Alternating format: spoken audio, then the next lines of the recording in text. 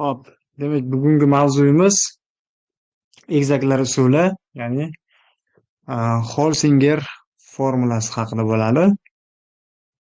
Demak, qarang. Hop, agar egizaklar bir tuxumdan rivojlansa, demak,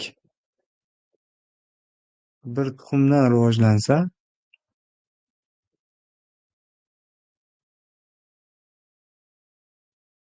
ularni jinsi ham bir xil bo'ladi, tuzilishi ham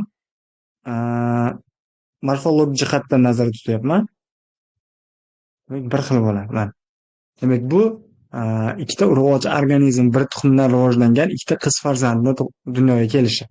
Xo'p, ana endi ikkinchi holati bor.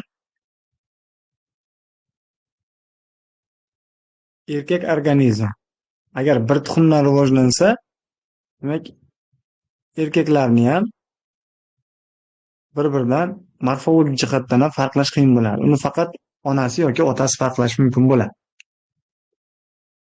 Agar har xil tuxumdan rivojlanadigan bo'lsa,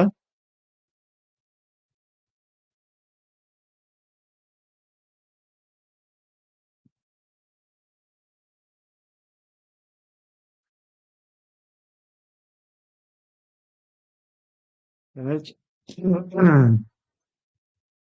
embrion har xil tuxumdan rivojlanadigan bo'lsa, unda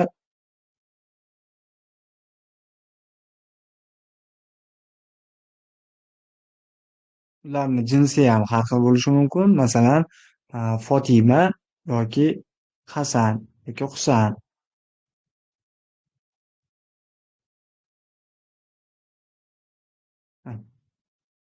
Bularni farqlash mumkin bemalol.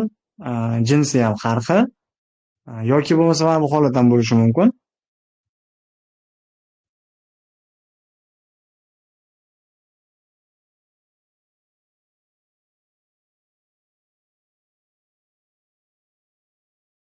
Mana bu holat ham bo'lishi mumkin. Faqat bular tashqi, ya'ni qiyofasi bilan bir-biridan farq qiladi. Shunda demak, umumiy holatda har xil tuxumdan va bir xil tuxumdan rivojlangan egizaklarni ajratib olishimiz mumkin bo'ladi. Ana endi agar bir tuxumdan rivojlanadigan egizaklar bo'ladigan bo'lsa, ularni monozigotali egizaklar deymiz. Demak, monozigotali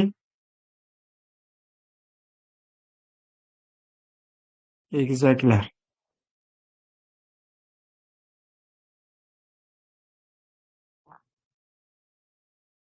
Va ularni umumiy bir xil tuxumdan rivojlanadigan embrion E harfi bilan belgilab olamiz. Bu Holsinger formulasida berilgan.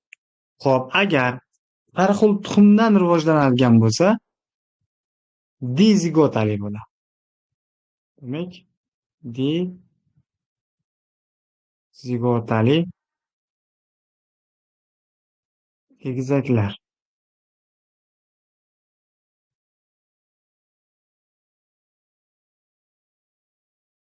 Va uni E harfi bilan belgilab olamiz. E harfi bilan demak belgilab olar ekanmiz. Agar umumiy holatda kasalliklarga nisbatan oladigan bo'lsak, hop, ozgina surib olamiz.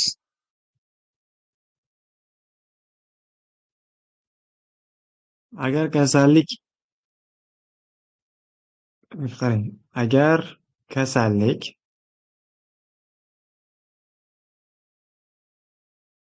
ikkala egizakda uchraydigan bo'lsa, har ikkita deylik, ikkita egizakda uchrasa,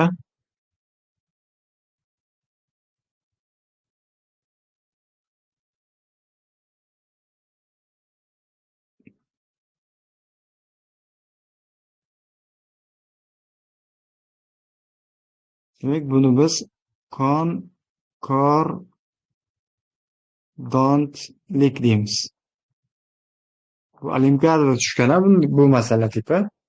Demak, kasallik mana bunda ham yoki mana bunda ham yoki mana bunda ham uchraydigan bo'lsa, irsilanadigan kasallik. Demak, konkordonlik deyilar ekan. Agar kasallik agar kasallik bittasida uchrasa, bittasida uchrasa,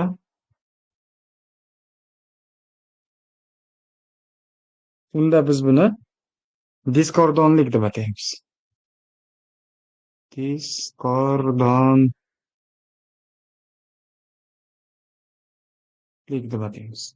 Demak, mana buni ham farqlab olishingiz kerak bo'ladi. Ana endi xo'p, umumiy kasalliklarni egizaklarda uchrashini, demak, etiologiya deb oladigan bo'lsak, etiologiyasi, ya'ni xarakteri. Kasalliklarning xarakteri, demak, ikki xil bo'lar ekan. Bo'lishi mumkin u irsiyatga bog'liq. Irsiyatga bog'liq bo'lishi mumkin ekan. Agar kasallik irsiyatga bog'liq bo'ladigan bo'lsa, demak buni biz genotip deb ataymiz. Agar kasallik tashqi muhitga bog'liq bo'ladigan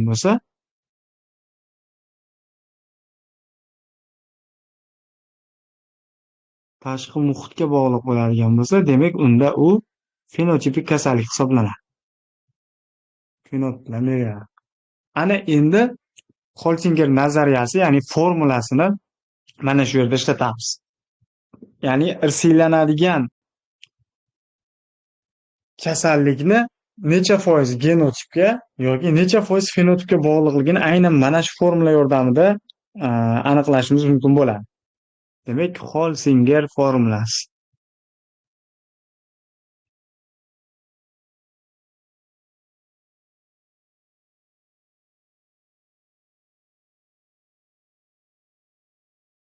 Holsinger formulasida N harfi, demak, genotipni bildiradi. Va endi umumiy mana shu formulani sizga tushuntirib beraman hozir. N teng, demak, bir xil tuxumdan rivojlanadigan egizaklarda uchraydigan kasalliklar bo'ladigan bo'lsa, foiz beriladi.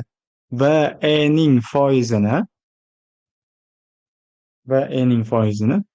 umumiy, demak, har xil tuxumdan rivojlangan egizaklar foizini ayirmasi va ularni umumiy bo'lasiz.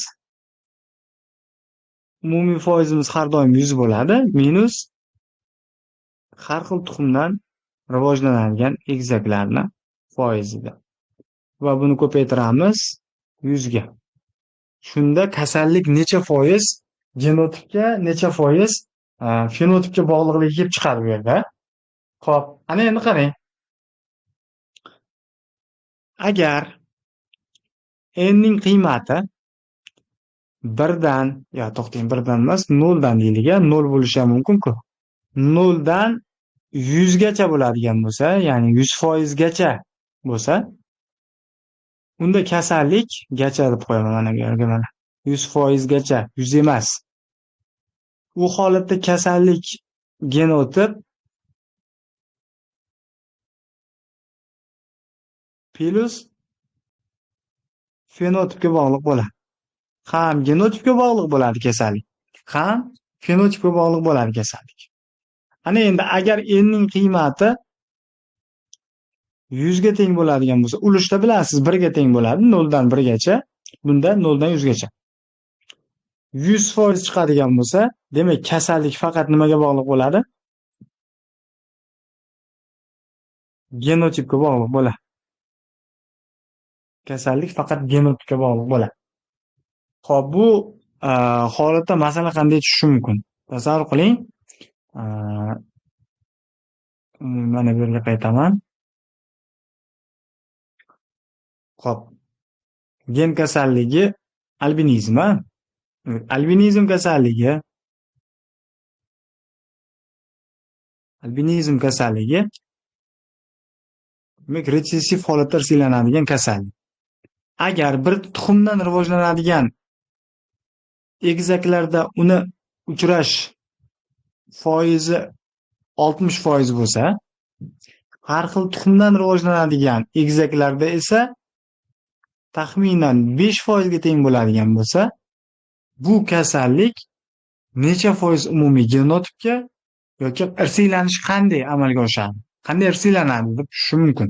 Demak, albinizm kasalligini 60% bir xil egizaklarda uchratishimiz mumkin, 5% har xil egizaklarda uchratishimiz mumkin. Endi mana shu masalani ishlashimiz kerak. Buning uchun mana formulaga qo'yib olamiz. Demak, qarang. n teng mana bu bir xil tuxumdan rivojlanadigan kasalliklarda egizaklarda 60% va har xil tuxumdan rivojlanadiganlarda 5%. Endi umumiy formulada pastda mana 100 bor minus 5. Bu yerda ko'paytirilgan 100 teng. Ana endi qarab turing. 60 ni ayiramiz. Xo'p, 60 dan 5 ni ayiramiz 55, 100 dan 5 ni ayirsak 95 bo'lamiz. 95 ga 57,89 ya'ni 58%. Buni ko'paytirsak 100 ga. Demak, bu yerda 57,8% deb oladigan bo'lsak, taqriban shuni olaylik. 58% deylik. Demak, nechigacha chiqyapti? 0 dan 100 gacha. Demak, bu yerda bu kasallik genotipga bog'liqligi 58%. Bu kasallikni demak fenotipga bog'liqligi 42%. Demak, 42% bu kasallik tashqi muhitga bog'liq bo'ladi. 58% demak genotip bilan bog'liq bo'ladi. Xuddi mana shu holatda, demak, Holsinger nazariyasiga masala tushadigan bo'lsa, xuddi mana shu holatda ishlashingiz mumkin bo'ladi. Qisqacha mavzu mana shundan iborat. Bu qisqacha tahlil. Xo'p, hozir chatni o'chiraman-da, keyin yana yoqamiz. Savollar bo'lsa bemalol.